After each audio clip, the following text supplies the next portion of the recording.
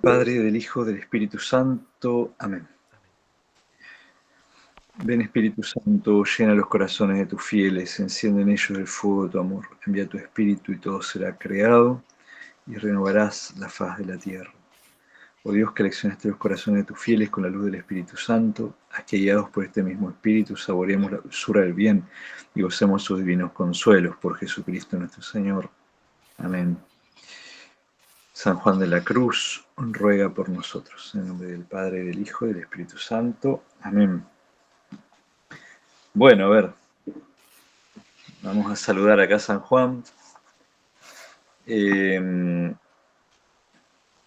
Estábamos en la subida al Monte Carmelo, libro primero, capítulo 10. Como estamos haciendo las últimas veces, yo les voy a leer alguna selección del capítulo eh, para poder ir avanzando un poquito más. El capítulo se llama En que se trata cómo los apetitos entibian y enflaquecen el alma en la virtud. Dice, lo quinto en que dañan los apetitos, pues ya vine enumerando 4 cosas, 4 tipos de daño, No, ahora dice, lo perdón, quinto en... padre, ¿capítulo Sí, cuánto? ¿10? 10. Bien, perfecto. Lo quinto en que dañan los apetitos al alma es que la entibian y enflaquecen, para que no tenga fuerza para seguir la virtud y perseverar en ella. Porque por el mismo caso que la fuerza del apetito se reparte, queda menos fuerte que si estuviera entera en una sola cosa. Eh, que por eso dicen los filósofos que la virtud unida es más fuerte que ella misma si se derrama. Atender a muchas cosas, ¿no? Y así el alma que tiene la voluntad repartida en menudencias es como el agua que teniendo por donde se derramar hacia abajo, no crece para arriba. Como tiene, pues si ¿por qué no estoy cargando el balde y por qué no crece? Bueno, porque tiene un agujero abajo, bueno, entonces no sube. Eh, y un poquito después dice otra comparación, dice, como las especies aromáticas desenvueltas van perdiendo la fragancia y fuerza de su olor. Así el alma no recogida en un solo apetito de Dios pierde el calor y vigor en la virtud. Entonces este entibiamiento o enfriamiento, ¿no? Dice, bueno, nos van quitando fuerzas para amar completamente, digamos, ¿no? Eh, otro ejemplo que me pareció así bien curioso, dice, son también como las sanguijuelas que están chupando la sangre de las venas. Bueno. Eh, y en el punto 3 dice, esto es no sé, es algo de los bestiarios medievales. Vieron que en la Edad Media estaban los bestiarios, que eran los libros que contaban sobre la biología de los animales, contaban anécdotas, así anécdotas recogidas en libros anteriores o en gente que venía de viaje y decía que había visto alguna cosa, o sea, no era una investigación científica, digamos, y hacían una lectura espiritual, simbólica de esas cosas, ¿no? Decían, por ejemplo, que eh, el león ataca a las serpientes. Entonces el león es un símbolo de Cristo que ataca al demonio, ¿cierto? El león con la cola cubre sus huellas, ¿eh? Como Cristo en la encarnación cubrió sus huellas para que los demonios no supieran exactamente si él estaba encarnado o no. El león tiene aliento perfumado. ¿Eh? Se comprueba acercando la nariz a la boca del león. Pueden chequearlo. Bueno, entonces, bueno, Cristo, el aliento de Cristo es el Evangelio, en fin. Y una cosa que decían los bestiarios era que las serpientes, eh, las víboras, rasgan cuando son criadas. Esto ya les digo, yo no tengo ni idea. Están los bestiarios medievales. necesitaríamos algún biólogo que confirme si en algún caso pasa esto, que dice que las serpientes rasgan el vientre de la madre y salen, la matan para nacer. Y entonces dicen que si no mortificamos estos apetitos, dice, si no los mortificare, no pararán hasta hacer en ella lo que dicen que hacen a su madre los hijos de la víbora, que cuando van creciendo en el vientre, comen a su madre y mátanla, quedando ellos vivos a costa de su madre. Así los apetitos no mortificados llegan a tanto que matan al alma en Dios, porque ella primero no los mató.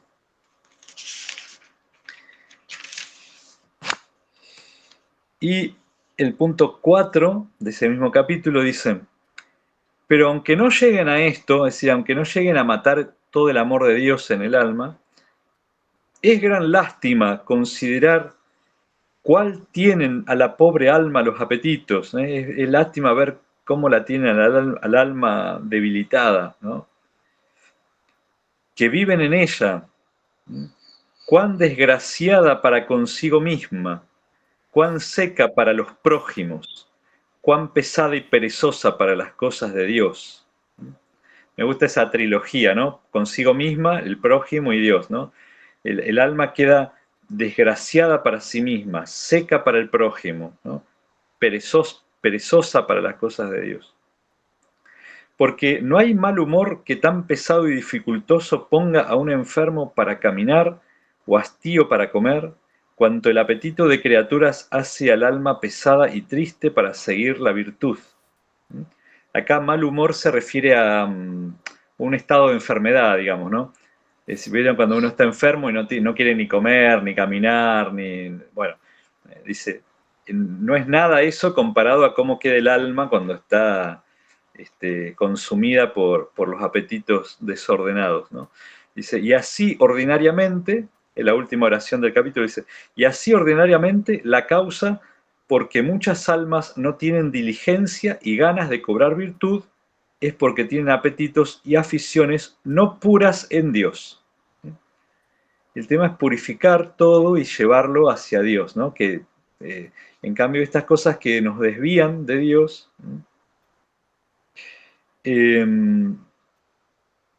si les parece, resumo un poquito más el capítulo siguiente, el capítulo 11. Y después me dicen ustedes qué les parece o qué les queda de preguntas, ¿no? El capítulo 11 dice, en que se prueba ser necesario para llegar a la divina unión, carecer el alma de todos los apetitos por mínimos que sean. Dice en el puntito 2 de este capítulo, aunque es verdad que no todos los apetitos son tan perjudiciales unos como otros, es cierto que no todos los apetitos son tan malos, dice, ni embarazan el alma cuando no son consentidos, mientras vos no le das cabida, son cosas que están ahí dando vuelta, pero no hacen pesar al alma, ¿no? Embarazar el alma en el sentido de cargarla, ¿no? Ni pasan de primeros movimientos, no pasan más de un inicio, digamos, un conato, un intento de movimiento.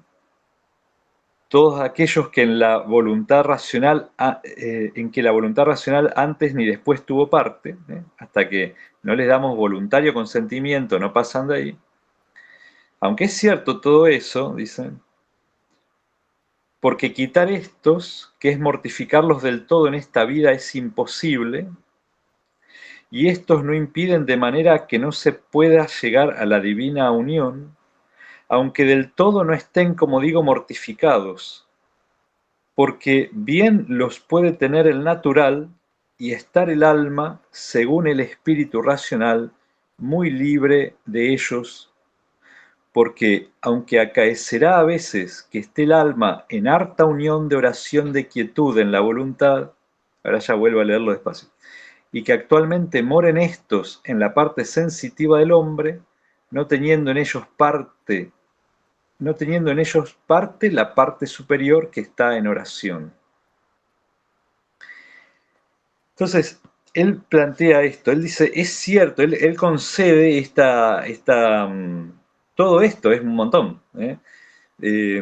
Dice, es verdad que los apetitos, mientras uno no los consiente, no cargan el alma, ¿no? Dice, además es cierto que mortificarlos del todo en esta vida es imposible. O sea, en esta vida siempre un poquito ahí van a estar. Digamos, ¿cierto? Dice, que ni siquiera impiden llegar a la divina unión, es decir, a la unión mística.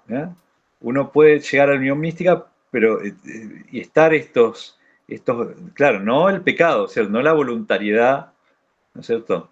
No consintiendo voluntariamente, ahí no hay divina unión posible, pero sí que están dando vuelta, digamos, ¿cierto? Dice, no impiden llegar a la divina unión, ¿no? Dice, porque bien los puede tener el natural y estar el alma, según el espíritu racional, muy libre de ellos. Es decir, vieron, el alma tiene como estas dos dimensiones en San Juan. La dimensión natural, la dimensión que mira a la animación del cuerpo, y la dimensión racional, que es la que mira a la contemplación de Dios.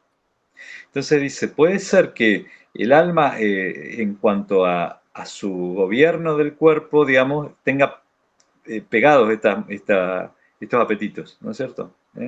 Que no se los pueda eliminar del todo. Eh, mm, eh, pero si la parte racional voluntariamente uno haya renunciado voluntariamente en su parte racional, en su parte voluntaria. Porque pasará muchas veces, y esto es muy de San Juan, ¿no? Y de Santa Teresa también, ¿no? Pasará muchas veces que esté el alma en harta unión de oración de quietud, o sea, en mucha, harta quiere decir mucho, esté el alma en mucha unión de oración de quietud, es decir, oración de quietud es una oración muy plena, digamos, de quietud quiere decir que está ahí suspendida el alma en unión con Dios, en oración, en silencio, digamos. Pasará que esté el alma en harta unión de oración de quietud en la voluntad, amando a Dios, y actualmente moren los apetitos, en la parte sensitiva del hombre, en la parte inferior, digamos, no teniendo en ellos la parte superior que está en oración. Entonces, la parte superior que está en oración, podemos también, o sea, una otra metáfora, la parte más profunda, digamos, esté en unión con Dios, y la parte superficial nuestra, por ejemplo, la imaginación, ¿no? Esto a veces la imaginación puede presentar disturbios, ¿no es cierto? Pero la imaginación es como una parte superficial en realidad del espíritu, ¿no? Está en contacto ahí con la parte de los apetitos. Entonces, puede ser que te vengan distracciones. El tema es por ejemplo, en la oración, eh, tratar de no perderse en las distracciones, ¿no es cierto? Pero pueden coincidir, digamos, ¿no es cierto? Que eh, el interior, el espíritu, esté en unión profunda con Dios, como él dice acá en oración de quietud, y en la parte superficial, o como él pone en la parte inferior, ¿no? La parte elevada está en oración, en la parte inferior, estén actualmente, dice, en acto, actualmente, estén en acto los apetitos. Vos decís, sentís bien el olorcito de la torta que se está cocinando en el horno. Entonces, lo sentís así el olorcito. Bueno, pero el tema es que eso queda como en la superficie, digamos, ¿no? Parece interesante. Bueno, Juan consiente todo esto, ¿no? Dice, bueno, es cierto todo esto. Dice, pero, y entonces acá pone el pero y sigue, pero todos los demás apetitos voluntarios, ahora sean de pecado mortal, que son los más graves, ahora de pecado venial, que son menos graves, ahora sean solamente de imperfecciones, que son los menores, todos se han de vaciar y de todos el alma de carecer para venir a esta total unión por mínimos que sean. Es decir, él dice, es la voluntad la que tiene que estar desasida. De los pecados mortales, de los pecados veniales y de las imperfecciones. Dice, ¿no? Y la razón es porque el estado de esta divina unión consiste en tener el alma según la voluntad, con tal transformación en la voluntad de Dios, de manera que no haya en ella cosa contraria a la voluntad de Dios, sino que en todo y por todo su movimiento sea voluntad solamente de Dios. Bueno, él está apuntando a la unión perfecta, o sea, lo que llamamos la unión perfecta, en la meta, digamos, ¿cierto?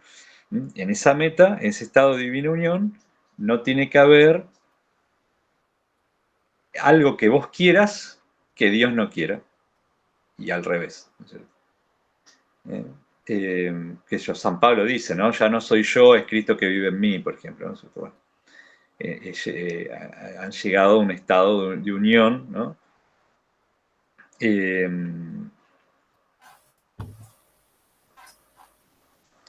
como cuando Jesús dice, ¿no? Eh, todo lo que pidan en mi nombre, ¿no? Dios se los concederá, ¿no? Es decir, pero vos no podés pedir algo que Dios no quiera.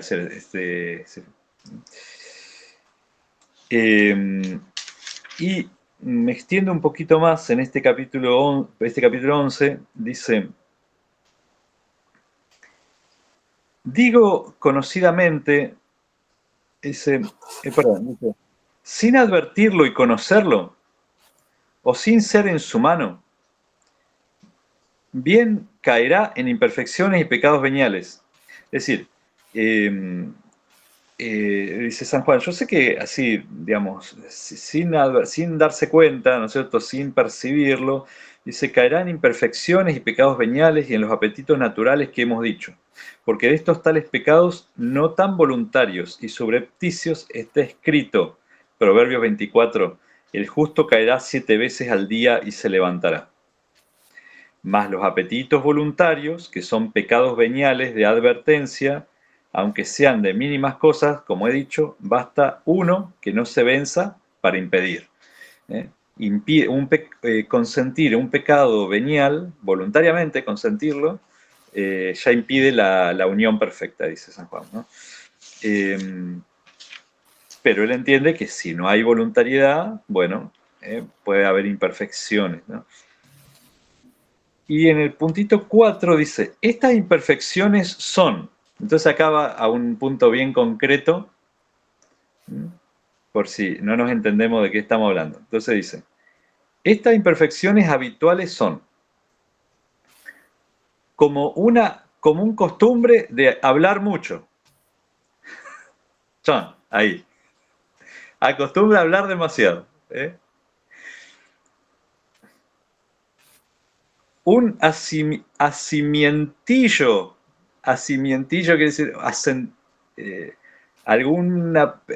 de asirse, de agarrarse, una agarradita, digamos, alguna cosa que nunca acaba de querer vencer. Así como, ¿a qué estás agarrado? A persona, a vestido, a libro, a celda, porque él está hablando a las monjas y a los religiosos, es decir, estás apegado a tu propia habitación, a las celdas, ¿no? De tal manera de comida. ¿eh? Eh, Estoy apegado a la milanesa crocante, o sea, no solamente dice a la manera de comida, no dice a la comida, dice a la manera de comida. ¿sí? ¿Eh? Estoy apegado a que me sirvan esto así, exactamente, como la madre del paciente de Scrutopo, no sé si leyeron las cartas del diablo de su sobrino, que buscaba las tostadas justo como ella recordaba en su infancia. Bueno,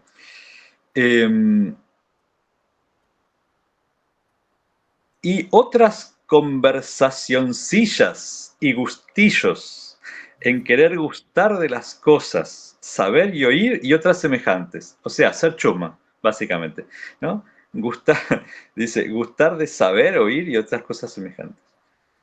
Cualquiera de estas imperfecciones es tanto daño para poder crecer e ir adelante en virtud. O sea, vuelvo a lo que dijo antes, o sea, todo esto es consentirlo voluntariamente, digamos, ¿no es cierto?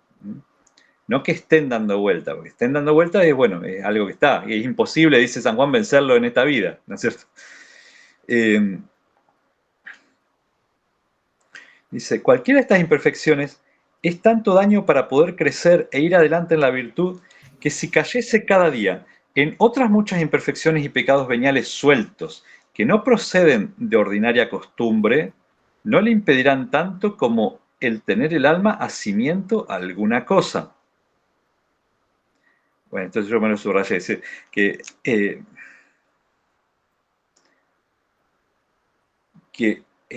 nos atan más los pecados, los que estamos, las imperfecciones, ni siquiera son pecados acá en San Juan, ¿no?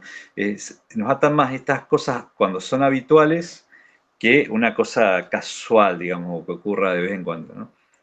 Dice, porque, y acá viene una frase conocidísima de San Juan, dice, porque eso me da que un ave esté asida, esté atada a un hilo delgado que a uno grueso, porque aunque sea delgado, tan asida se estará a él como al grueso, en tanto que no le quebrare para volar.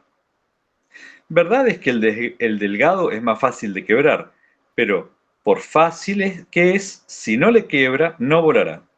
Y así es el alma que tiene asimiento en alguna cosa, que aunque más virtud tenga, no llegará a la libertad de la divina unión.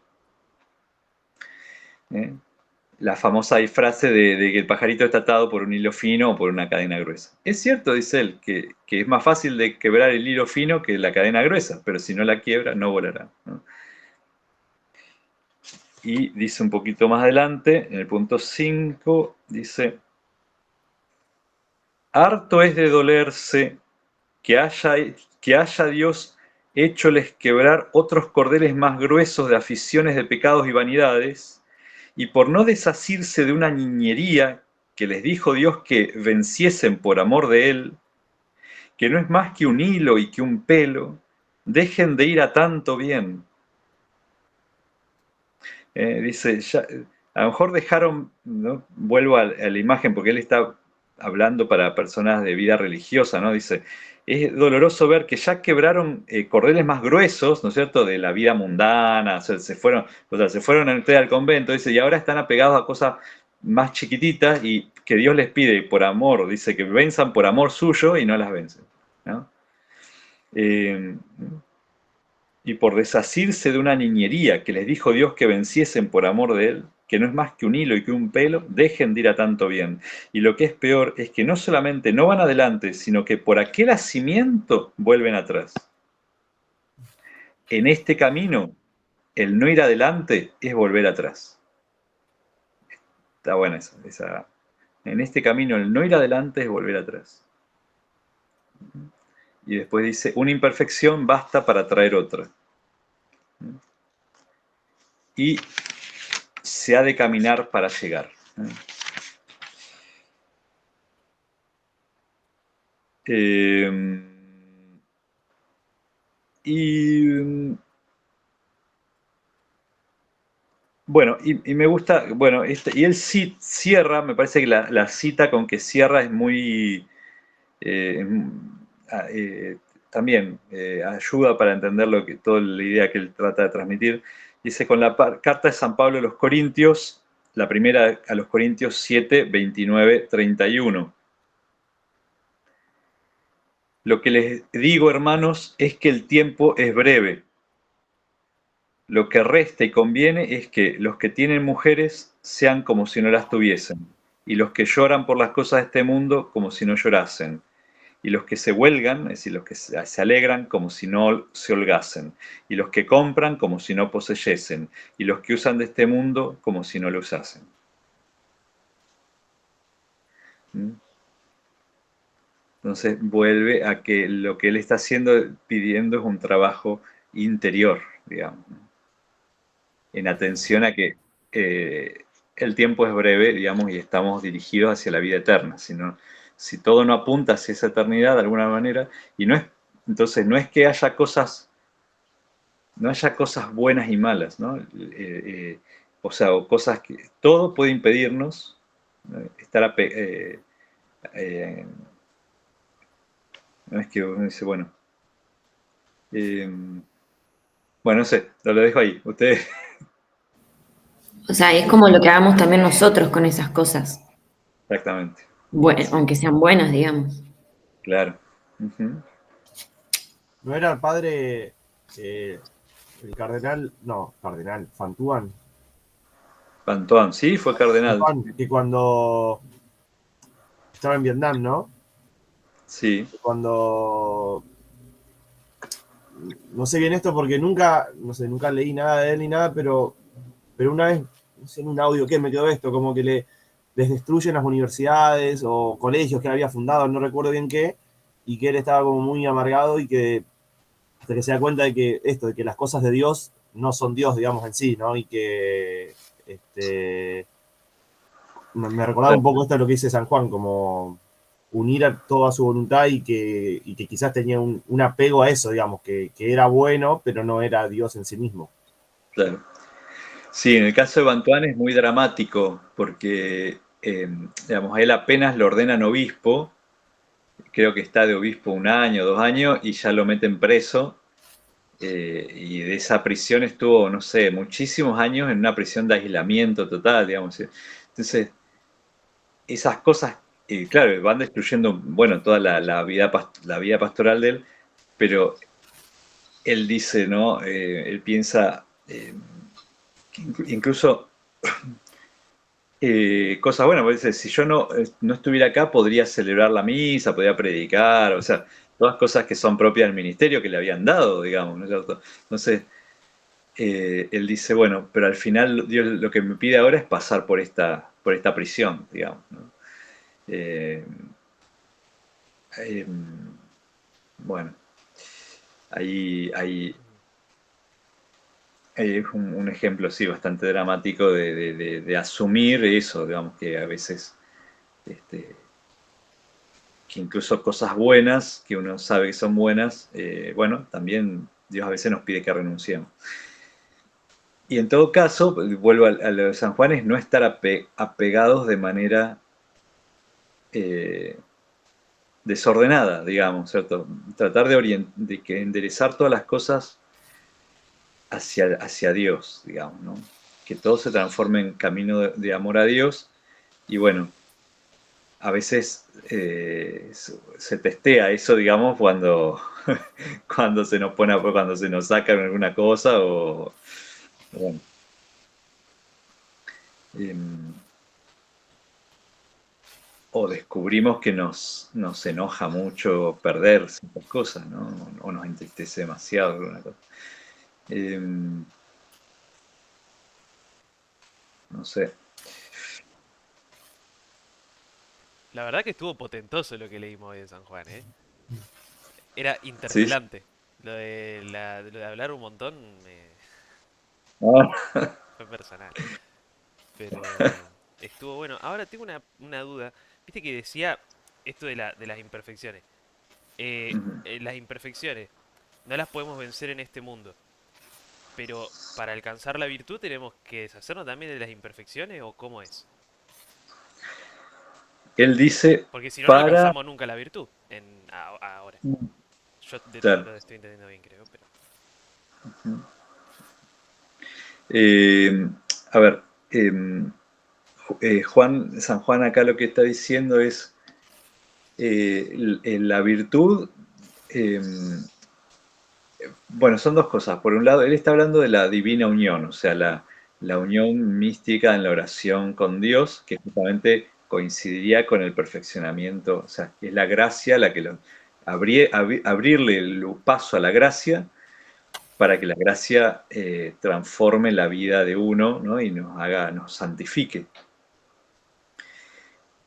Cuando él dice que la imperfección no puede ser vencida en este mundo, no dice que no se pueda en este mundo rechazar, digamos, él dice, vuelvo al punto, el punto es la voluntariedad, ¿no?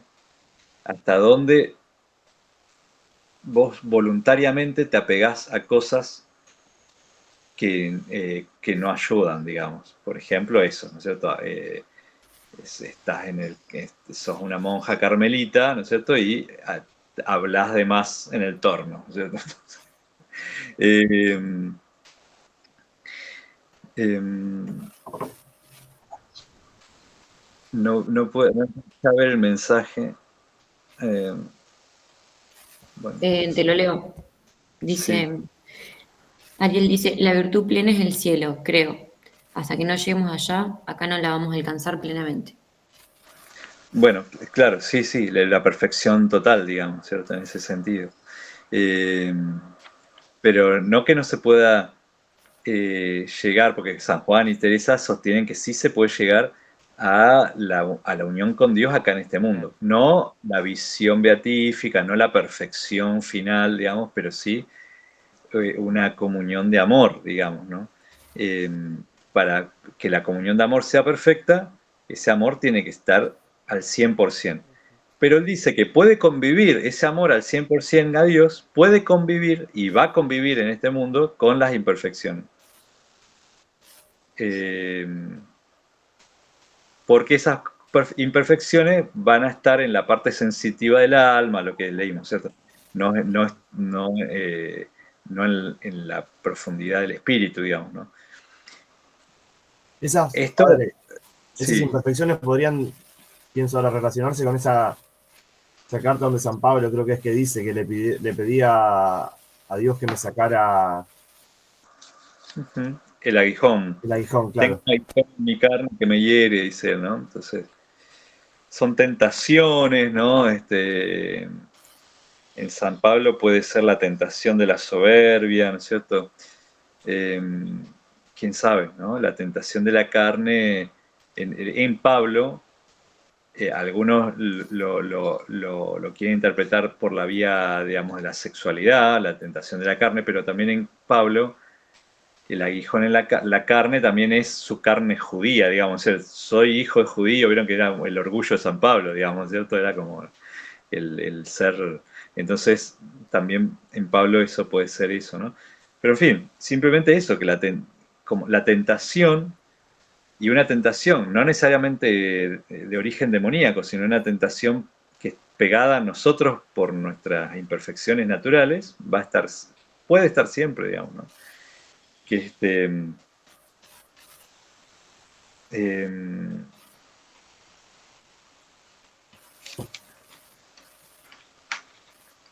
en fin, Gracias, bueno. me quedo más tranquilo.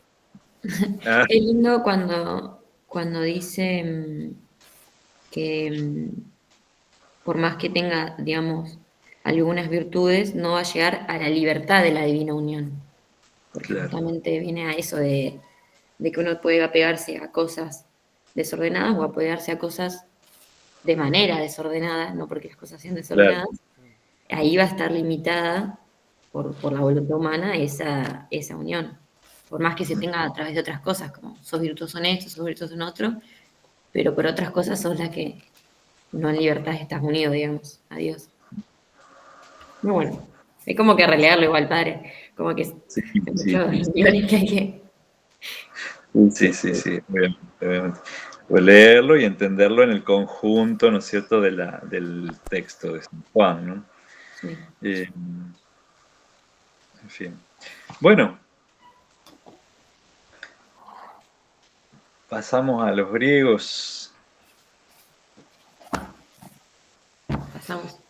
Bueno, a ver, ¿qué tal la experiencia de lectura? Porque bueno, ahora probamos de ver de alcanzar a leer un texto. Padre, Sí, el otro día ahí en un grupo ahí que tenemos con Clary y con Iván les decía, creo sí, que van a coincidir conmigo, por la misma estructura del relato, o sea, yo creo que no hay forma de que vos puedas leerlo en 3 o 4 días, te lo lees ahí en 1 o 2 bocados porque lo querés terminar, o sea, y es breve. Entonces me parece que sí, que dividirlo en varias partes no tiene sentido porque te lo lees al toque. bien, bien, bien, bien.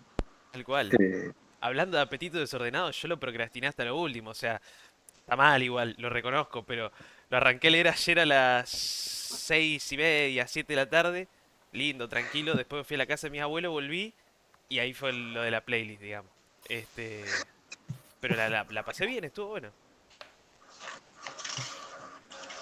Bueno, me alegro, porque sí, sí, esa era una duda que yo tengo de cómo les sentaba la lectura de una obra entera, digamos, no sé. Eh, y bueno, a ver, abramos entonces un poquito ya que la tienen fresca, eh, si subrayaron algo, si quieren comentar algo en general de la obra, o el que quiera. Yo marqué un par de cositas. Hay Dale, Iván. en la página, espera, que no, espera, ¿cómo se le, me olvidé el nombre, ¿cómo se le dice a los versos que está el 570, 560, verso? No, no sé. Canto, no, Sí, tampoco. puede ser. No, canto no, nada Verso que o ver. línea. Ah, bueno, bien. Verso. ¿Viste el verso 570 en la página 333 del libro, no del PDF, la del PDF, la 324? Están discutiendo Edipo y Creonte. Creonte es un apologeta nato. Apologeta no, o sea, tiene una retórica impresionante. Cómo empieza a argumentar a Edipo con la razón. Edipo estaba re caliente, este, pero estaba muy mal Edipo, honestamente. Y Creonte lo va calmando con la razón, lo lleva, lo lleva, lo lleva. Y después tira en un verso gigantesco, pero que le dice, no sé si me das la palabra como yo a ti mismo, considera primeramente esto, si crees que alguien preferiría gobernar entre temores a dormir tranquilo teniendo el mismo poder. Por lo que a mí respecta, no tengo más deseo de ser rey que de actuar como si lo fuera, ni ninguna otra persona que sepa razonar. En efecto, ahora lo obtengo de ti todo sin temor, pero si fuera yo mismo el que gobernara, haría muchas cosas también contra mi voluntad. O sea, y de ahí para abajo, le da todas las razones a Edipo por la que él no estaría o sea, no estaría maquinando algo contra él. Y encima, Edipo, bien termo, no entiende. Entonces, no sé, a mí me pareció fascinante la argumentación esta. O sea, me la anoté y puse alta argumentación. Y sigue todavía, creo, hasta las 6:15. Este que dice, bien habló él, Señor, para quien sea cauto en errar, pues los que se precipitan no son seguros para dar una opinión. O sea, es muy bueno. A mí eso me cautivó.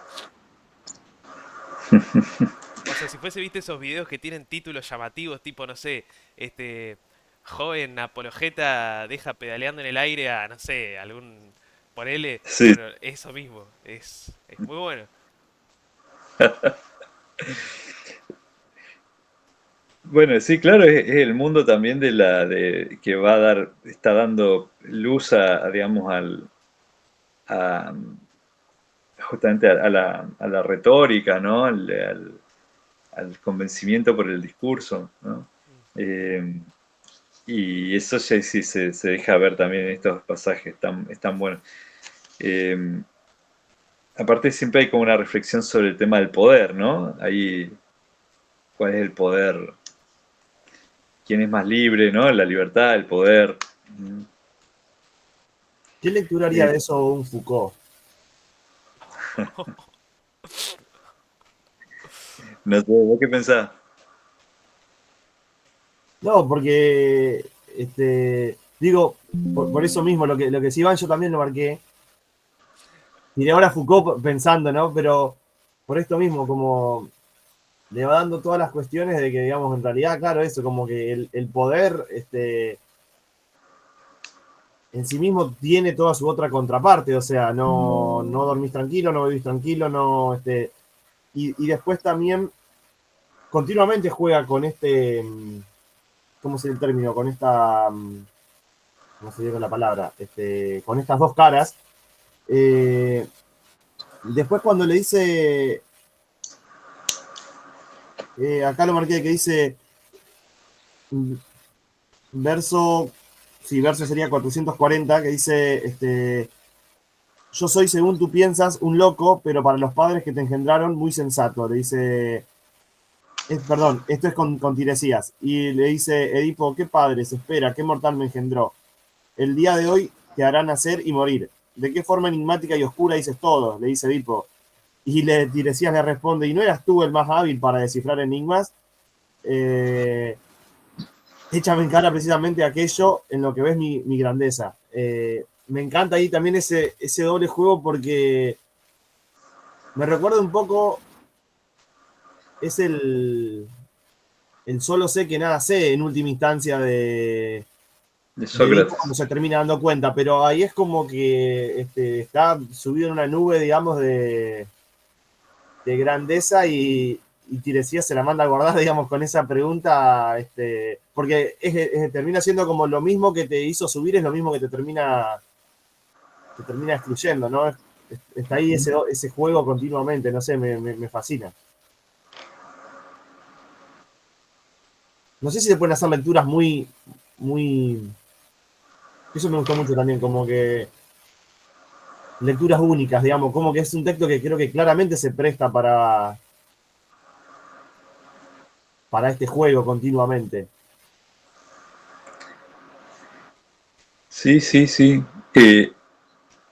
Ariel pregunta, ¿Tiresias o Tiresias? Tiresias, es Tiresias. Sí. Eh, es el adivino que fue a consultar a Odiseo en el Hades. ¿Se acuerdan que en la Odisea Tiresias ya está muerto, digamos, pero Odiseo baja, claro, el adivino ciego, ¿no? Baja para consultarlo, ¿no? Baja, viaja y hace esa invocación, ¿recuerdan? O sea que los acontecimientos de Edipo Rey están ocurriendo antes de la Odisea, ¿no? Cuando Tiresias ya estaba vivo todavía. Eh, y sí, el tema del conocimiento, yo creo que es uno de los grandes temas de la obra, ¿no? La sabiduría, ¿cuál es la sabiduría, ¿no? El tema también es cuál es la sabiduría. Eh, Porque Edipo pasa por ser justamente el tipo más sabio, porque es el que respondió el enigma de la Esfinge. Y todo el mundo sabe, el público sabe, todos saben que él es el, el- el desgraciado, digamos, que está manchando la ciudad, ¿no? Porque, bueno, vieron que esto es como una cosa objetiva, ¿no? Es decir, en el mundo antiguo el pecado es algo, una realidad objetiva, o sea, no importa si vos te diste cuenta o no te diste cuenta que te estabas casando con tu madre y que estabas matando a tu padre, objetivamente lo hiciste, o sea, eso ya, entonces hay un karma, digamos, una especie de peso que cae sobre la ciudad, ¿no? Pero él es el único que lo ignora, ¿no? Tiresias se lo dice abiertamente. Yocasta, si se dieron cuenta, Yocasta se da cuenta antes que él también, ¿no? Que Yocasta empieza a decir, bueno, no averigües más, no preguntes más, no quieras recordar bien. Cuando eh, todos se van dando cuenta antes de que él, ¿no? Y entonces el más sabio resulta que era el más necio también, ¿no? Eh, por su propia soberbia, porque digo, si Tiresias se lo dice al principio de la obra, le dice que sos vos el culpable, ¿no? Eh, entonces ahí sí, la hibris, o sea, el exceso, la soberbia consciente de Edipo es justamente rechazar a Tiresias, ¿no? Quebrarle el bastón a Tiresias, ¿no? Podría ser también, padre, un poco, también ahora pensando, y algo que anoté, de esto que tanto marca Chesterton, como, digamos, es un poco el ejemplo del racionalista también, ¿no? En este caso, o sea, como no le está dando tanta importancia a lo que le diga un oráculo y quiere, sí, eso, y quiere saberlo y adoptarlo todo de alguna manera y se termina sorprendiendo, digamos. Pasa que lo que dice el oráculo, lo que dice Tiresias, él no lo puede aceptar porque lo acusa a él, digamos. Entonces, él, a su vez, no coincide, a su vez, bueno, acá viene o sea, él no coincide con lo que él sabe de sí mismo. Él sabe que él no mató a su padre, porque él piensa que su padre son los reyes de Corinto, ¿no? Entonces él sabe que él no mató a su padre ni se casó con su madre. O sea, y entonces Tiresia está diciendo una cosa que... eh, y entonces lo único que puede pensar es que Creonte lo contrató a Tiresia para minarle, para serrucharle el trono, ¿no es cierto? Eh, Muy lógico es igual lo que piensa Edipo. Eso se acordaba, nada que ver, pero me hizo un flash de una cosa que escuché una vez que era que toda, o sea, toda verdad es lógica, pero no todo lo que es lógico es verdad. O sea, por ejemplo, no sé, la Trinidad. Yo estoy seguro de que Claro. debe ser profundamente lógica. Y un poco de lógica de San Agustín tiene, pero hasta ahí, digamos, yo no lo conozco de la Trinidad en plenitud y debe ser una verdad recontra lógica, pero no conozco la lógica de esa verdad. Y hay muchas cosas que deben ser lógicas como esto y sin embargo no son verdad. Sí, sí, sí, sí, sí, sí, acá, claro. Aparte de Loxias, ¿no? Aparece Apolo, Apolo es llamado Loxias, ¿no? Varias veces en la obra, ¿no? Loxias es el ambiguo, ¿no? Loxias quiere decir el ambiguo, ¿no? El que te dice una cosa pero te está diciendo otra, ¿no? Pero en realidad uno se pregunta si, si Apolo realmente es tan ambiguo o dice las cosas claramente, o sea, el oráculo dice claramente las cosas, ¿no? Pero, pero bueno, es nuestra ignorancia la que nos parece que no, que está diciendo una cosa oscurísima, digamos. Eh, Claro, sobre todo cuando va y consulta que hace una pregunta y el oráculo le responde por otro lado. Este, ahí es que era como, no me respondió a mi pregunta, me dijo otra cosa.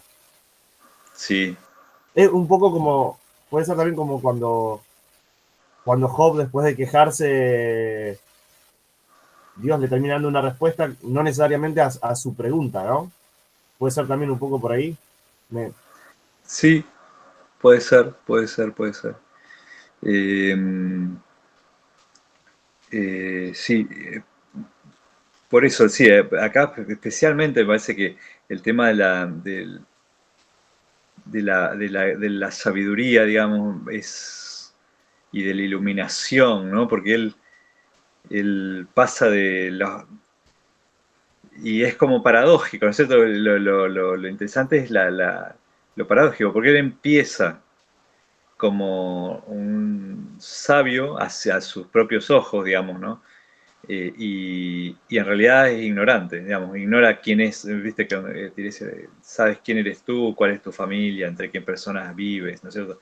En realidad no, él cree que sabe todo eso y no lo sabe. Y al final sabe, digamos, ¿eh? Eh, pero cuando sabe se tiene que reconocer que es un miserable, digamos. Eh,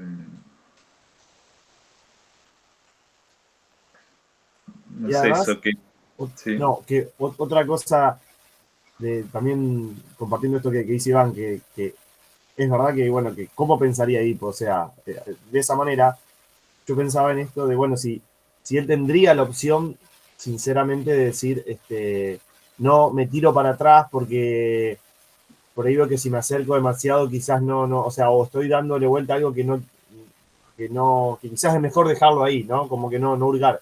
Pero por otro lado, o sea, tiene el deber de hurgar porque tiene ese compromiso él con su propia ciudad y la peste está, digamos, o sea, como parece como inevitable un poco. y sí. Sí, sí, sí. Digamos, de hecho, digamos, la obra permite varias lecturas o varias interpretaciones de toda la obra misma y de la figura de Edipo, ¿no? Por un lado, uno sabe que en la mentalidad griega todo es inevitable, digamos. Los dioses han planificado todo, digamos. Incluso pero, digamos, sí, incluso que Edipo tenga que sacrificarse como, como chivo expiatorio, digamos, para purificar la ciudad, digamos, ¿no? Eh, y entonces hay lecturas que dicen, bueno, hay lecturas que presentan a Edipo de manera más inocente, digamos, ¿no? Al tipo y otros que no, digamos, que piensan que la figura de Edipo es, a ver, por ejemplo, acá al principio prácticamente de la obra, cuando, bueno,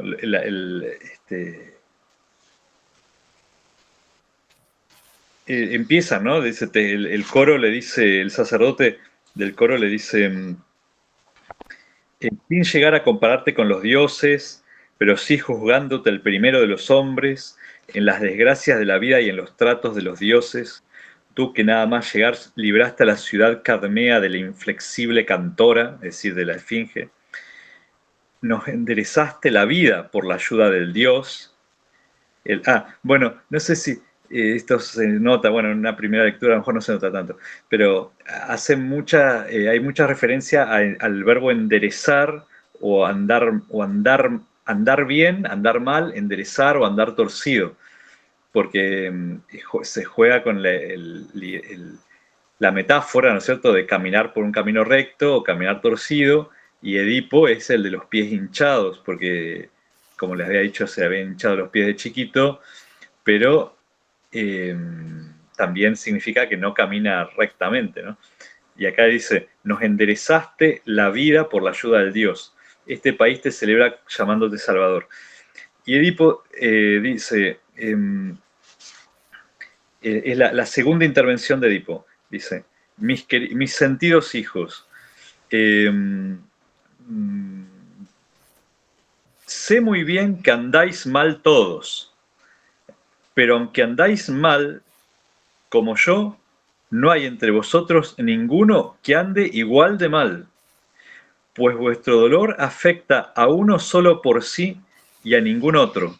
En cambio, mi espíritu llora a la vez por la ciudad y por mí y por ti. Entonces,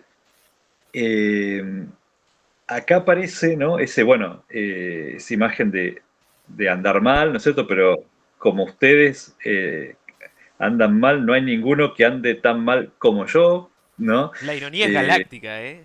Es y impresionante la ironía, es una ironía, es la vida por ironía. gigante, gigante, gigante. Eh, dice, vuestro dolor afecta a uno solo, pero yo, mi espíritu llora por la ciudad y por ti y por mí. Eh, y, eh, y acá aparece, bueno, algunos leen esto como, Edipo, ¿es sincero o no en estas palabras? Bueno, acá se dividen, algunos dicen sí, es sincero, él realmente es un rey piadoso que ama a su pueblo. Yo realmente me inclino un poquito más por ese lado, y otros dicen no, Edipo es un demagogo total que dice todas estas cosas al estilo político que dice, sí, nadie como yo sufro todo lo que ustedes sufren, pero yo sufro más que todos ustedes en el sentido. Eh, pero bueno, justamente una de las vueltas irónicas de este texto es que efectivamente, efectivamente él va a cargar los pecados de la ciudad, digamos, ¿no? Ariel dice que le recuerda a Job, exactamente, sí, es un personaje cargado por un sufrimiento, ¿no? Eh, y después, un poquito más adelante,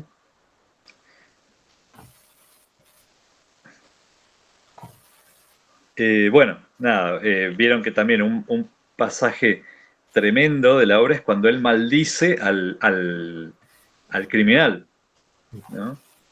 Y que ahí surge, digamos, el terror en el público, digamos, porque vos sabés que es el mismo, digamos, ¿cierto? Y entonces todas esas palabras resuenan también, ¿no?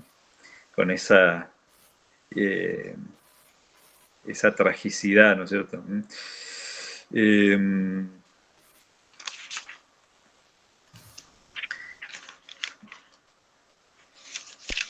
Vos sabés que hay otra cosa que marqué por ahí que me hizo acordar. Yo no sé si esto lo decía Santo Tomás, pero lo empecé a escuchar en un momento cuando en su momento se debatía la ley del aborto, que yo, que bueno, acá Creonte es la, espera, la página 335 sería la 326 del PDF.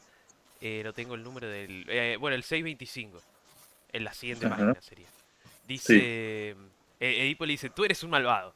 Y Creonte le dice, ¿y si es que tú no comprendes nada? Hay que obedecer a pesar de ello, le dice Edipo. Y Creonte dice, no al que ejerce mal el poder. Eso está bueno, porque me hace acordar a lo... No sé si justamente no sé si lo decía Santo Tomás, que la ley injusta no es ley, digamos. Exactamente. Claro. Ujú. Y estaba ¿A dónde bueno. está eso, Iván? En la, en la página 335. del, del No, libro. pero tirame, yo tengo otra versión, Ah, tirame. ¿el qué? Y es sí, El, es entre, más o menos en el verso 625 en adelante, entre el 625 y el 630, digamos. Ahí las traducciones y la versión original por ahí se dispersan Ahí un poco. va. Pero dice, Creonte dice, y si todas tus intuiciones, en mi versión dice, mm, Creonte dice, y si todas tus intuiciones no son más que tonterías, y Edipo le dice, aún así soy yo quien debe mandar. Y Creonte le dice, y yo no obedecer a quien manda sin ninguna razón. mm. Y Edipo dice, oh ciudad, ciudad. Eh, y si todas tus intuiciones no son más que tonterías, bueno, eso está. Eh, bueno, lo paradójico de esta situación, o lo irónico también, es que Creonte en Antígona va a estar en esa misma posición, ¿no? Creonte va a poner una ley arbitraria, digamos, o una ley que para él tiene sentido, y los dioses mandan otra cosa, digamos. Eh,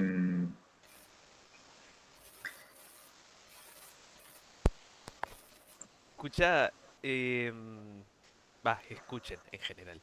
El determinismo de estas obras, que tipo, es como que todo pasa, es súper paradójico. Tipo, actualmente como que todas estas cosas se solucionan en la cultura general, en las películas y en todo eso con las cosas de los multiversos, por ejemplo. O sea, ¿qué pasaría si hubiese hecho esto, si no hubiese hecho esta cosa, si no hubiese hecho... Acá es como que siempre pasa, digamos. O sea, haciendo lo que quiere intentar, lo que sea que quiere intentar hacer va a pasar y punto. Inclusive queriendo evitarlo, es terrible. Pero, nada, está bueno eso. Me gusta esas paradojas. Está buenísimo. exactamente, exactamente. Eh, y bueno, y aparece como un tema muy marcado el tema de la ceguera, ¿no? La ceguera de Edipo, que después al final él se saca los ojos cuando ve, ¿no es cierto? Cuando ve demasiada realidad, se saca los ojos. Pero digamos, él está ciego desde antes. En la confrontación con Tiresias, yo acá me marqué ahí más o menos el verso 316 y después el 371.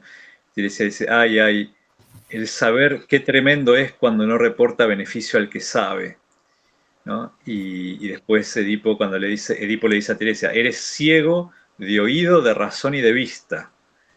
Y Tiresias le dice, y tú, un completo desgraciado que lanzas estos reproches, que no hay ni uno solo de estos que no te reconvendrá pronto a ti. El único peligro tuyo eres tú. Eh, eh, y después, un poquito más adelante, verso 391, bueno, seleccioné unos versos acá, 391, 398, 408, cuando Edipo, por un lado, se jacta de haber vencido a la perra cantora, ¿no? La perra cantora, la esfinge, ¿no? Eh, le puse freno con mi inteligencia, dice, sin aprenderlo de las aves. Acá sí hay un desprecio de las artes adivinatorias de Tiresias, ¿no? Dice, mi inteligencia y no el vuelo de las aves, ¿no? Y Tiresias le dice, aunque seas el monarca, por lo menos el derecho a réplica debe ser igual para todos. Bueno, este es como un principio ateniense, digamos, ¿no? O sea, el derecho a réplica, ¿no? Dice, aunque seas monarca, el derecho a réplica debe ser igual para todos, pues de esta facultad también yo soy dueño, ya que en modo alguno vivo esclavo tuyo, sino de Loxias. Yo soy esclavo de Loxias, yo soy esclavo de Apolo, dice Tiresias, ¿no? Soy esclavo tuyo. Y te voy a decir una cosa, dado que me insultaste con lo de ciego, tú miras fijamente, pero no ves qué tremenda calamidad, en qué tremenda calamidad estás metido, ni dónde habitas, ni en compañía de quiénes vives. ¿Sabes acaso de quién eres? Entonces aparece la paradoja que Tiresias es ciego, el vidente, es ciego pero ve, y Edipo justamente no ve con los ojos de la vista, pero no ve realmente. Y cuando vea, va a ser ciego como Tiresias, digamos, se va a sacar los ojos. Eh, Esa frase me hizo mucho ruido a nivel psicológico en el hecho de cuando repetís patrones, o sea, estás mucho en la comodidad y no, no te moves de ahí, o sea, y para justificarte y no querer ver, te defendés y te excusás y sin embargo todo es culpa tuya. Sí, sí, sí, sí, sí. Em, sí, aparte, bueno, en esto es como una especie de por eso, yo creo que se lo confronta a él permanentemente con... Él es por un lado inocente y por otro lado es culpable. Es las dos cosas al mismo tiempo. Eso yo reflexionaba recién cuando decían lo de Hope, porque sí quizás en un inicio es como similar y recuerda a Hope por cómo le suceden cosas que uno diría, bueno, injustas, pero la reacción de cada uno es muy contraria, como que en Edipo hay una soberbia, no sé si llamarlo soberbia, pero Y es pero como, Bueno, depende de qué parte leamos, pero el Job primero es calladito y obediente, pero después viene la parte poética del libro de Job, y Job se queja totalmente. Digamos, dice que venga acá Dios a darme explicaciones, dice Job. O sea, en esa parte sí aparece un Job sí, en como... reacción, pero bueno, no es trágico justamente. No, no, claro, claro, no, no. Eh,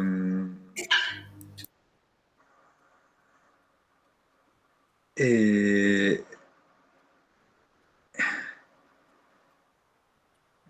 Y acá me había marcado también el verso 1182 a 1185, ¿no? Cuando Edipo dice al final, ay, ay, todas las incógnitas al fin me han resultado claras. Oh luz del sol, ojalá te mire ahora por última vez. Yo, de quien se ha demostrado haber nacido de quien no debí, tenido relaciones con quien no debí, matado a quien no procedía. ¿No? Me parece esto, ¿no? La luz del sol, ¿no? Ahora todas las incógnitas son claras, ¿no? Eh,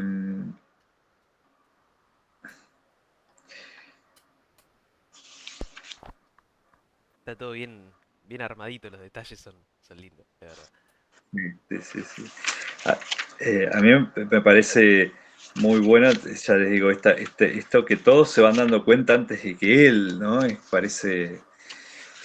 eh, y, y un poco mirándolo a vuelo de pájaro toda la historia, digamos, con la historia previa del famoso acertijo de la esfinge, ¿no? Eh, donde la sabiduría que él tenía, ¿no es cierto?, era responder a la esfinge con una verdad teórica, digamos, general, digamos, ¿no? ¿Cuál es el animal que a la mañana camina en cuatro patas, al mediodía en dos y a la tarde en tres? La respuesta que da Edipo es el hombre. Pero ahora, al final de la historia, el que necesita un bastón para caminar es Edipo. Entonces, una respuesta más acertada, digamos, hubiese sido yo, digamos, ¿no? ¿Quién es ese animal? Yo soy ese, ¿no es cierto? Entonces, pasar de, creo que acá me parece que el mito, no sé si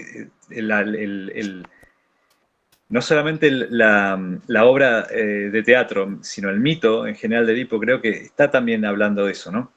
De que la verdadera sabiduría no es la del Edipo joven, que, no, que tiene una verdad teórica general, sino el Edipo que ha pasado por este autoconocimiento, el conócete a ti mismo, ¿no es cierto? Y ahora podría responder, no digo no responde, digo, pero podría responder, soy yo, digamos, eh, no el hombre, sino yo.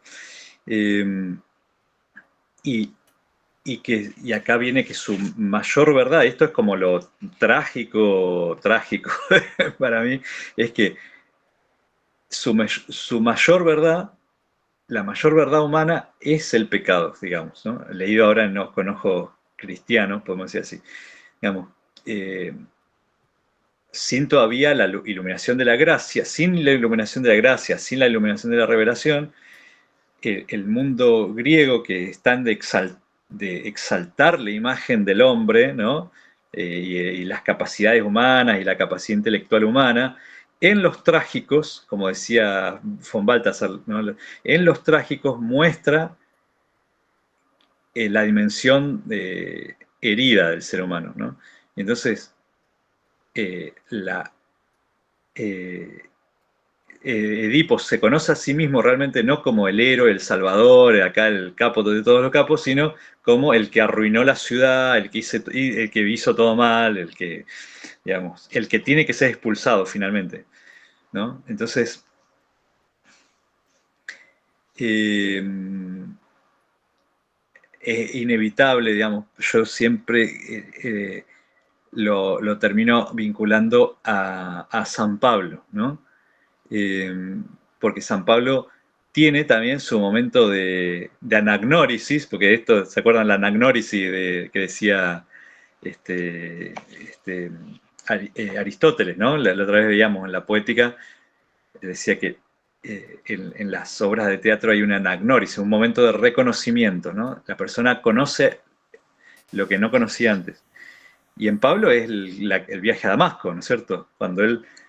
Él, todo lo que él pensaba de sí mismo, San Pablo se pensaba que era el héroe de esa historia, que él era el campeón de Dios, digamos, el virtuoso, y en ese momento él se da cuenta que, al contrario, él era el enemigo de Dios, él era no era un virtuoso, era un asesino, estaba persiguiendo a unos inocentes, digamos, eh, y entonces Pablo queda ciego, ¿no? Eh, que es un poco el efecto de la ceguera de Edipo, ¿cierto? El momento de la iluminación sobre sí mismo, ¿no? Ahora, cuando Pablo veía, no estaba viendo la realidad. Y ahora que vio la realidad, queda ciego. Y lo que hace superar, digamos, bueno, lo que hace superar a Edipo es que primero que es la historia de Pablo, la historia real de Pablo, ¿cierto? Lo de Edipo es el mito. Pero que le devuelven la vista a Pablo, ¿no? Con el bautismo le devuelven la vista, o sea, él adquiere una visión nueva que es la de la fe, que es lo que no está acá en Edipo, digamos, ¿cierto? Lo que no puede estar tampoco en Edipo, pobre, no le vamos a exigir a los griegos, ¿cierto? Pero la mirada de la fe es la visión nueva que se necesita para mirar la realidad, para mirarse el mismo, para descubrirse, bueno, sí, mi realidad última es ser que soy un pecador y no, hay una realidad mayor todavía, más profunda que esa, que es que soy amado por Dios, que estoy destinado a la santidad, ¿no es cierto?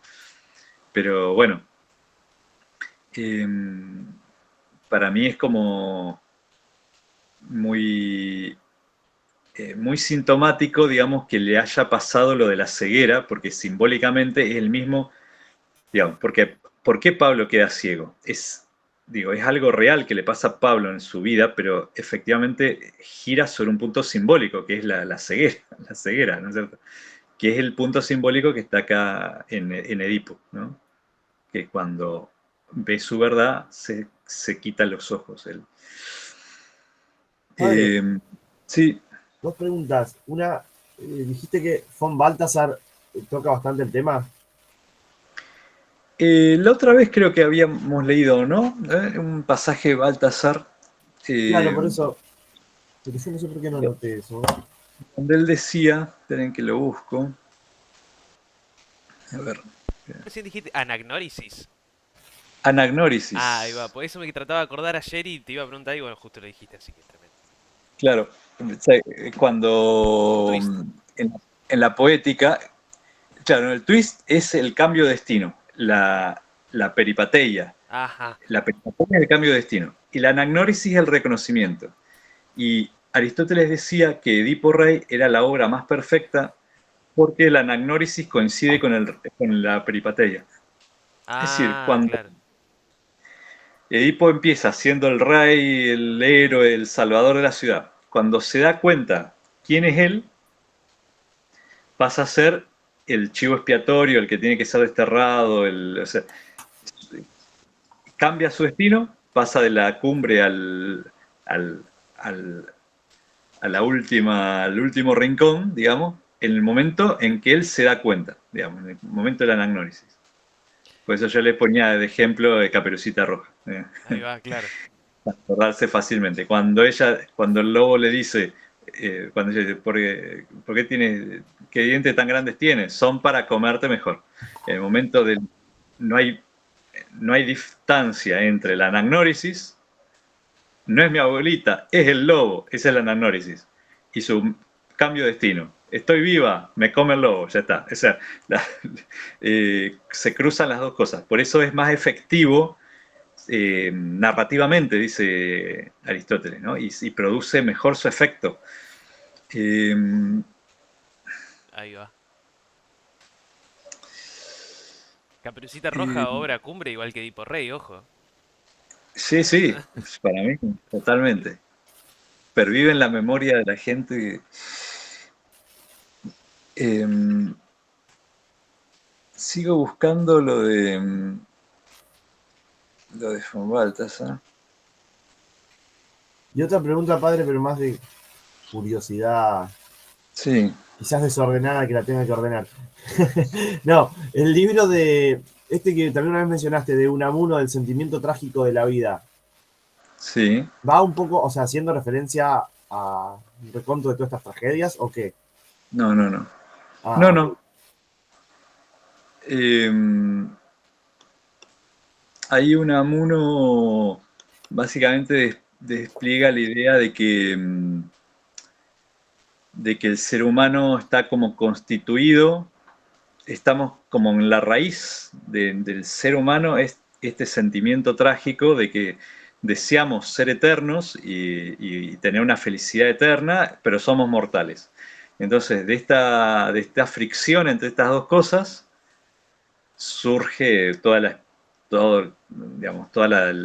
nuestra dimensión espiritual, humana, filosófica, todo. Entonces, eh, yo creo que es saber si es esta cita de Baltasar, esta acá, lo que creo que la había leído la otra vez, pero me parece valioso volver a repasarla. Decía, eh,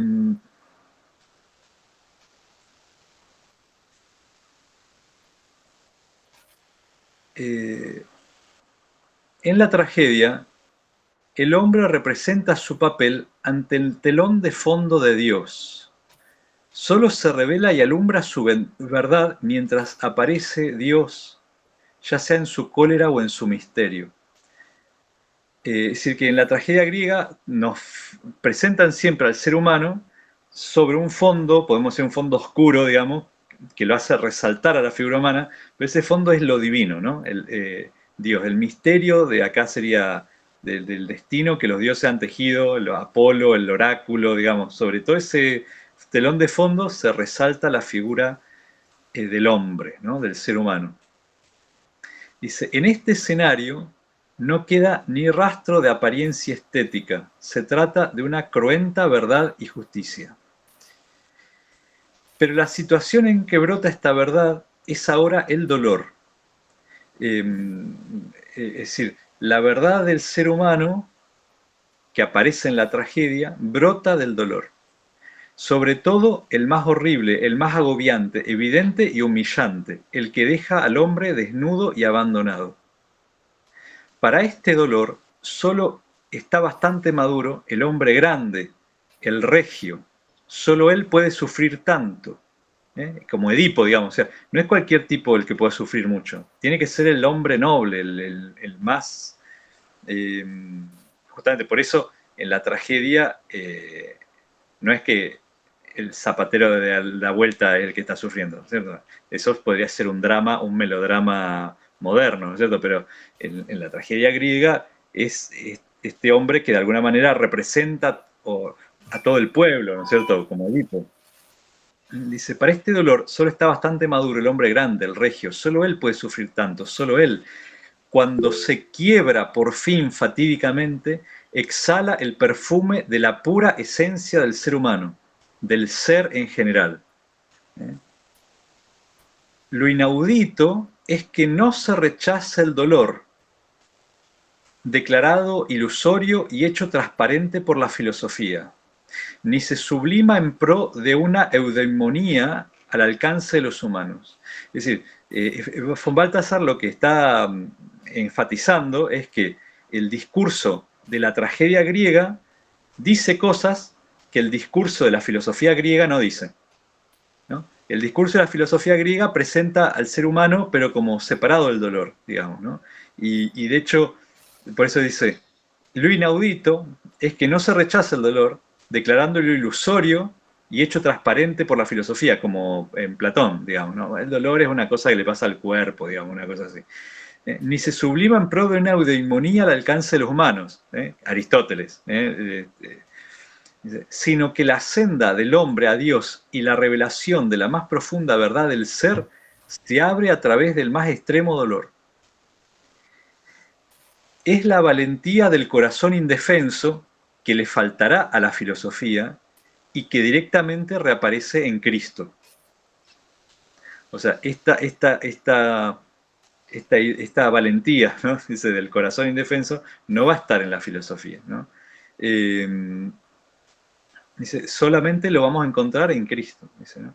Una valentía que ha decidido dejar que brille la luz en las tinieblas, Dios en su contrario, y que es recompensada, o que se recompensa a sí misma, con la aparición de una gloria tan grande que nutrió todo el arte occidental y que no ha vuelto a ser alcanzada. Bueno, el concepto de gloria, ¿no es cierto?, acá en Balthasar significa esta belleza que refleja la belleza de Cristo, ¿no? Dice que la poética de los trágicos griegos logró una gloria, logró un esplendor que nutre a todo el arte occidental y no volvió a repetirse, digamos, ¿no? Bueno, esta era la cita que les había leído otra vez y creo que se va revelando. En esta, en Antígona también, ¿no? Va a aparecer de nuevo un poco. Y él dijo algo recién en el chat que me hizo acordar a eso. Que dice, el compositor Richard Wagner decía que las verdades se comunican mejor a través de los mitos. O sea, justamente. Claro. Sí. Hay, y acá aparece esto, ¿no? Justamente el tema del dolor, ¿no? Y de lo que de humano surge ahí, ¿no? Estoy tratando de buscar otra cita que quería leerles. Piper no tiene también, padre, en el libro este sobre los mitos platónicos, de cuando dice que quizás una verdad es, no me acuerdo cómo es que lo dice puntual, pero es más, se expresa mejor mediante un relato que tenga, no es la consistencia en la realidad, pero bueno, no sé cómo es que lo dice, que en un ensayo filosófico, que en una tesis. Claro, Esa es genial también. Sí, está buenísimo. Y Piper ahí pone el ejemplo de Jesús, que dice, cuando le preguntan quién es mi prójimo, no da una definición de prójimo, sino que cuenta una historia. Dice, un hombre bajaba a Jerusalén, a Jericó, y fue atacado por unos ladrones. Entonces, Sí, creo que es Aristóteles también el que dice, o sea, el filósofo, amante de la verdad, es el amante del mito también, o sea, un filósofo es un amante del mito, porque prácticamente el mito se encuentra, en el mito se encuentra la verdad, por más de que no le gustaban, creo, a él los mitos, bueno, lo platónico no le gustaba. sí, no le gustaba que los poetas inventaran tanto golazo alrededor del mito, digamos, pero él mismo creo que valoraba el mito cuando tenía que hablar de cosas que superaban un poco lo mortal, digamos, ¿no?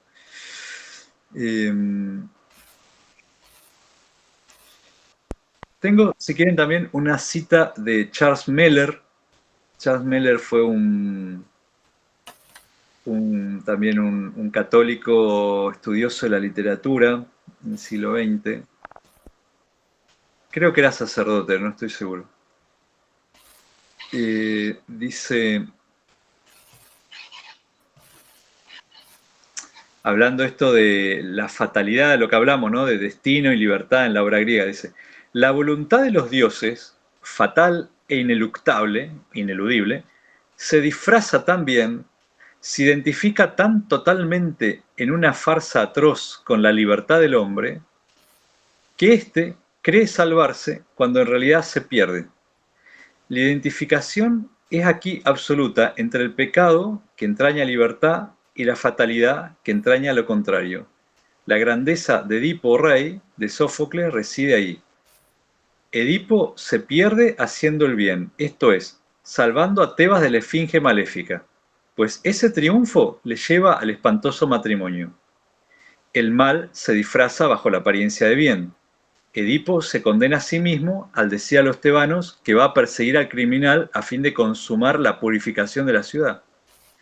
Llevar a cabo esta misión de héroe salvador, llevar a cabo el ideal supremo de los antiguos, o sea, liberar su ciudad y hacerla próspera, es para Edipo desembocar en el crimen. Sófocles llevó la paradoja al paroxismo, dando a Edipo un carácter ardiente y generoso. El mismo ardor de su consagración al bien va a precipitarle más abajo todavía.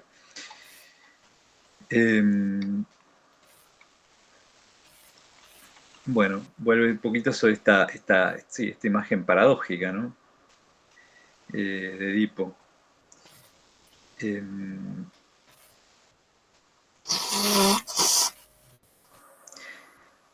Y que al final, bueno, la otra vez habíamos hablado que en la tragedia griega se basaba originalmente en un rito sacrificial, ¿no? Del sacrificio de unas cabras, un animal para Dionisos, ¿no? Pero que de alguna manera, simbólicamente, el sacrificio está trasladado al sacrificio moral del héroe, ¿no? En este caso Edipo, claramente al final él asume, ¿no es cierto?, ese lugar de animal que va a ser sacrificado, ¿no?, de chivo expiatorio, en el sentido que se destierra, ¿no? Después, si vemos Edipo en Colono, que puede ser la horita que siguiente, para continuar un poquito la línea histórica, Edipo en Colono, vamos a ver cómo recién Edipo consuma, después de muchos años, su purificación, digamos, la propia.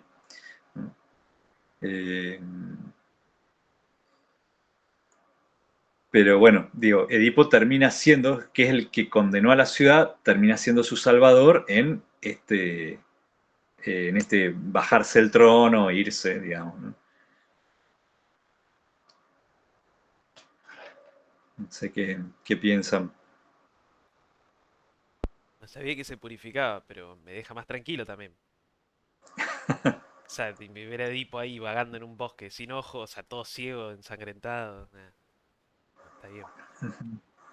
Anhelo esa lectura. Bien, bien. Vos sabés que me había marcado algo que me hizo acordar en la página. Espérate, es la página. Espera. Después, es de esta edición igual, o sea, lo aclara el autor. En la línea, más o menos, ahí estamos más cerca. 1325. En esa línea, en el libro, tipo, tira una explicación, tipo, pone un 60 en... Espérate, creo que había una frase por acá. Ah, bueno, claro. ¿Qué locura te ha cometido, oh infeliz? ¿Qué deidad es la que ha saltado con salto mayor que los más largos sobre su desgraciado destino? Y ahí pone un numerito 60 y abajo tira otra idea repetida en la tragedia, abajo en las explicaciones, que la divinidad manda sufrimientos mayores que lo que se cree puede soportar el hombre. Es más, acordar, claro, en el cristianismo es un poco meme igual, pero un poco cierto es. O sea, es cierto y es meme. Dios le da sus peores batallas a sus mejores guerreros, ¿viste? Y dijo, flaco, tenía que barrer el piso, no, te estoy pidiendo, no sé, te estoy pidiendo váyase lo mandado. Sí, Este, y me hizo acordar mucho a eso, porque claro, o sea, y es como súper mega cruel, sí. digamos. Pero igual vos dijiste algo recién, no sé si era leyendo a Von Baltasar, no sé si es Von Baltasar o Von Baltasar, ¿cómo es? Sí, es con B corta, pero pronunciamos fon. La B corta en alemán es fon. Ahí va. Bueno, este, estás muteado, Ariel.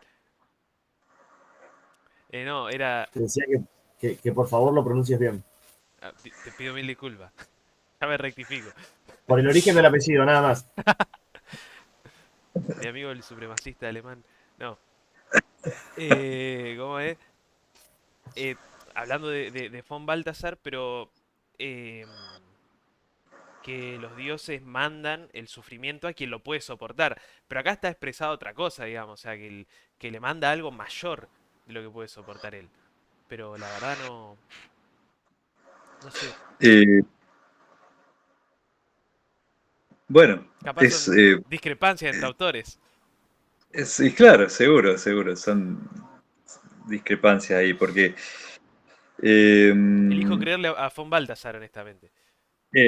sí, acá yo leo la traducción que tengo yo, por ejemplo, de esa parte que leíste recién. Dice, Ujú. el coro dice, oh descalabro espantoso a la vista de los mortales, oh el más espantoso de todos con cuantos había topado yo hasta ahora.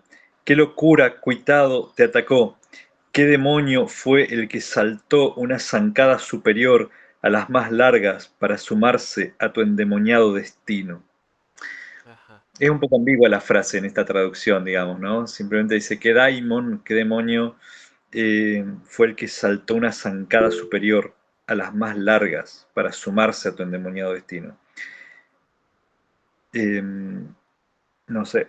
Y ahí, bueno, ahí yo tengo marcado el versito que sigue, que el coro le dice, ay, desventurado, ni siquiera soy capaz de mirarte a la cara, pese a querer preguntarte mucho, enterarme de mucho y examinarte mucho, hasta tal punto me espantas. Me recuerda a Isaías el 55, el canto del siervo sufriente, ¿no? Que dice, tan desfigurado que no se atrevían a mirarlo en la cara, ¿no? Y acá es casi la misma impresión, dice, ¿no? Desventurado, ni siquiera soy capaz de mirarte a la cara, hasta tal punto me espantas, ¿no? Eh, hay eh, un transparentarse, esto Baltasar lo va a tener siempre, ¿no? Que hay un transparentarse de Cristo en todas las figuras heroicas, digamos, aunque sean pecadores como Edipo, descendiente. Lo mismo pasaba en el Antiguo Testamento, digamos, el rey David era un pecador bárbaro, pero en alguna cosa transparenta a Cristo también, digamos, ¿no? Eh, y sobre todo en esta parte final, ¿no? Como portador de los males de la ciudad. Ariel, No me perdón, cuenta. No, eso es como tipo antitipo. sí, tipo y antitipo. Sí, es un concepto de los padres de la iglesia que tomaron un poco de los griegos. Eh, sí, Santo Tomás, pero todo, sí, es la lectura clásica de la escritura, digamos, ¿no? O sea, eh, ver cómo todo el Antiguo Testamento tiene una lectura material, digamos, que es la historia que está contando, pero tiene también una lectura alegórica que es siempre referencia a Cristo, digamos, al Nuevo Testamento. Y entonces, claro, y los griegos también de Ariel. Sí, porque ya los mismos neoplatónicos empezaron a hacer esa lectura de los mitos griegos. Eh, entonces, por ejemplo, creo que lo habíamos mencionado cuando pues ahora lo leí hace poquito y lo tengo medio fresco, que cuando Odiseo llega a la isla de Circe, aparece Hermes y Hermes le da la moli, que es la florcita de raíz negra y flor blanca, eh, para que como antídoto para vencer a Circe, para que Circe no lo transforme en cerdo.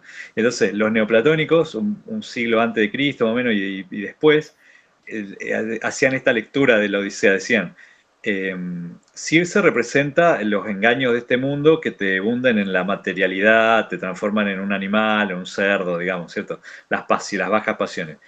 Hermes representa al logos. Ellos, viste, el logos era importante también en la filosofía griega.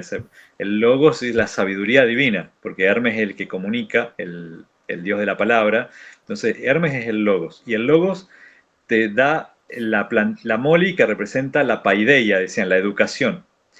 Y la educación es amarga y negra en su raíz, pero es blanca en su fruto, digamos.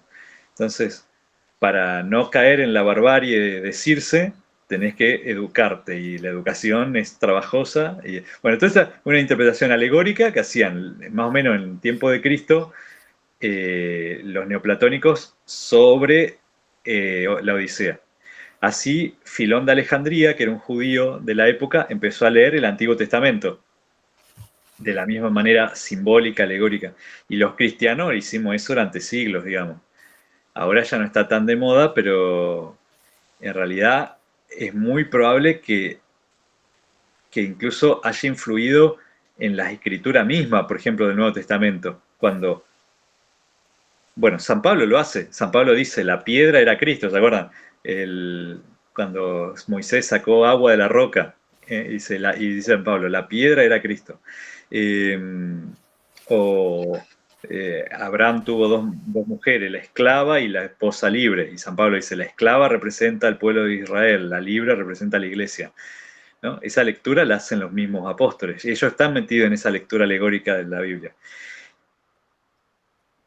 Pero incluso algunos dicen que, por ejemplo, San Lucas, cuando escribe sobre la Virgen María, y San Juan también, cuando escriben de la Virgen, la asocian siempre al Arca de la Alianza, con pequeños indicios que van poniendo en los textos que hablan de María. Esos pequeños indicios nos remiten al Arca de la Alianza, o sea que también están haciendo una aplicación de la persona que ellos conocían, de la Virgen, la están leyendo desde la imagen del el arca que portó las tablas de la ley, digamos. Bueno, ella es sagrada como el arca, digamos, el arca esa que no se podía tocar, ¿no? La Virgen tampoco, ¿no? Pero bueno, quiero decir, sí, un poquito después los cristianos también hicieron esta lectura, una lectura cristiana de los mitos paganos. Y la cumbre de eso fue el barroco, el Calderón de la Barca, Sor Juana Inés de la Cruz. Todos ellos hacen obras de teatro sobre los mitos paganos, pero para que representen verdades cristianas. Eso von Balthasar también va a decir que ahora Cristo es insoslayable, entonces Cristo viene revestido de forma de mito pagano, como en Calderón, o revestido bajo la forma de reyes, por ejemplo en Shakespeare dice, o en otras obras, acá Ariel Garelo puede decirnos también, ¿no es cierto?, en obras de Mozart, a veces aparece la misericordia expresada, ¿no es cierto?, en ¿cómo es de Tito? ¿Cómo es la obra esta? El perdón de Tito, ¿cómo es? La clemencia de Tito, la clemencia de Tito, es decir, aparecen figuras de reyes generosos o reyes misericordiosos, ¿no es cierto? No son figuras propiamente mitológicas, pero que de alguna manera expresan algo de Cristo también, ¿no?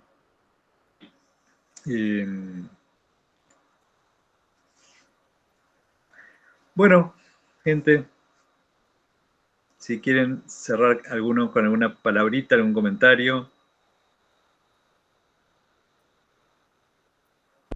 Última cosita que me sonó. Como estoy leyendo Narnia, ¿viste? El primer libro.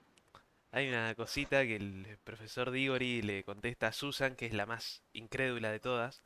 De hecho, en una de las charlas de Francisca Abdala, ella comentaba, en la jornada del litoral, eh, que Susan, o sea, perdón, ella comentaba que Lewis decía después de los libros de Narnia que Susan, cero, digamos, nunca volvió a acordarse de Narnia, nunca nada. De la incrédula de los libros pasó a ser la incrédula de adulta, digamos, después de que nunca más volvió. Em, y cerca del verso 6:45, el coro discute con Edipo porque Edipo decía que Creonte era un mentiroso y un maquinador. Y Creonte siempre había sido fiel al juramento. Entonces el coro le dice, la estrofa 1, obedece de grado y por prudencia, Señor, te lo suplico. ¿En qué quieres que sea? Le dice Edipo. Y el coro le dice, en respetar al que nunca antes fue necio y ahora es fuerte en virtud del juramento. Y viste que, bueno, vos a veces veo que dudás de que alguien esté diciendo la verdad, qué sé yo, porque al fin y al cabo en alguna cosa las mentiras a veces surgen. Y justamente acá en Narnia, el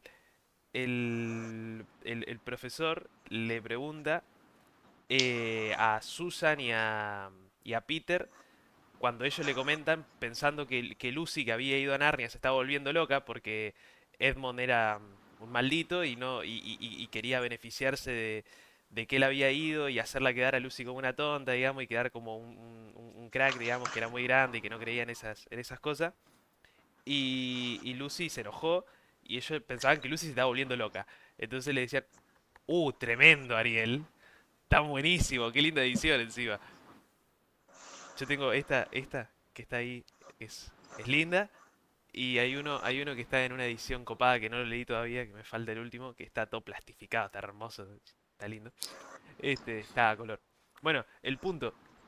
El profesor Diggory le dice que le resulta absurdo que ellos le quieran creer a Edmond, que miente siempre, a creerle a Lucy que siempre, a no creerle a Lucy que siempre dice la verdad. Entonces dice, ¿qué dice? Espera. Es más de lo que sé, dijo el profesor. Y una carga, y la carga, espera, está en inglés y tengo que pensar el doble. Ajá.